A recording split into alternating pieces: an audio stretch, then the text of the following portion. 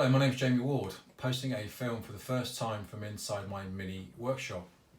I'm taking part in the Skeleton Saw Challenge. I'm on day two. Day two is, what is your favourite tool?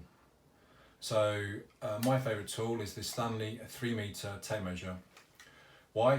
Because it's the size, it's pocket size, it's on me all the time. I don't have to go searching for a tape measure or a ruler. It's on me and therefore I save time. It's got imperial and metric dimensions. It is therefore easy to use.